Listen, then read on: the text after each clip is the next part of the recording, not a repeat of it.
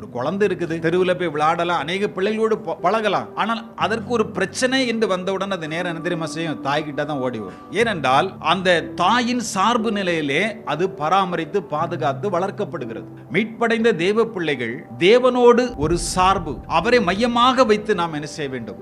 வாழ வேண்டும். அப்ப என்ன பிரச்சனை வந்தாலும் சரி, நெருக்கமான உறவுகளில் ஏற்படக்கூடிய வலிகள், குடும்ப வாழ்க்கையில ஏற்படக்கூடிய சில பிரச்சனைகள், கணவன் மனைவி உறவு பிரச்சனைகள், பெற்றோர் பிள்ளைகள் பிரச்சனைகள், சகோதரருக்குள்ள இருக்கக்கூடிய பிரச்சனைகள், சபை கூடுகை, வேலை ஸ்தலங்களில் இருக்கக்கூடிய பிரச்சனைகள் எதுவாக இருந்தாலும் தேவனுடைய சமூகத்திலே அவரை சார்ந்து கொண்டு அவரிடத்துல மனம் விட்டு நாம் பேசி பழகுகிற ஒரு அனுபவத்தில் நாம் வளர வேண்டும். அது மட்டுமல்ல, அந்த பேசி அவருடைய சார்பில் இருந்து ஒவ்வொரு காரியங்களையும் சொல்வதன் மூலமாக நமக்கு கிடைக்கக்கூடிய அந்த தெய்வீக அனுபவத்தை அதை நம்ம அனுபவிக்கணும். அதுதான் நம்முடைய ஆன்மீக வாழ்க்கையிலே தேவனால் கொடுக்கப்படக்கூடிய அருள் கொடை, ஆசீர்வாதமாக காணப்படுகிறது. அதனால ஆறுதல் வேண்டுமா, சமாதானம் வேண்டுமா, எவ்வளவு பெரிய பிரச்சனையா இருக்கட்டும், பொருளாதார தேவையாக இருக்கலாம், அல்லது நம்முடைய இருதயத்திலே உணர முடியாத வலியா இருக்கலாம், வேதனையாக இருக்கலாம், எதுவாக இருந்தாலும் சரி, தேவனோடு தேவனுடைய சார்பு நிலையில் இருந்து அவரிடத்திலே சொல்லுங்கள், அவரையே சார்ந்து நில்லுங்கள். ஆண்டவர் அற்புதமாக, அதிசயமாக பெரிய மாற்றங்களை நம்முடைய வாழ்க்கையில கொண்டு வருவார்.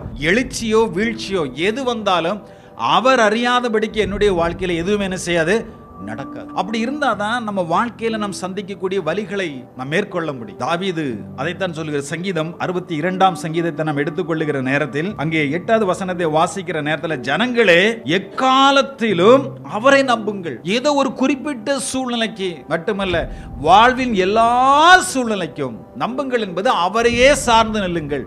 அவர் சமூகத்தில் உங்கள் இருதயத்தை ஊற்றி விடுங்கள். எதுவாக இருந்தாலும் அவருடைய சமூகத்திலே மனம் திறந்து இருதயத்தை ஊற்றி விடுங்கள், பேசுங்கள். நான் தேவ சார்பு நிலை, எந்த ஒரு மனிதரை அதிகமாக நாம் சார்ந்து நம்பி இருக்கிறோமோ அவங்ககிட்ட எல்லாத்தையும் பேசுவோம். அதனால இந்த வேதத்தை எழுதி கொடுத்த ஆண்டவரை அனுபவிப்பதுதான் கிறிஸ்தவம்.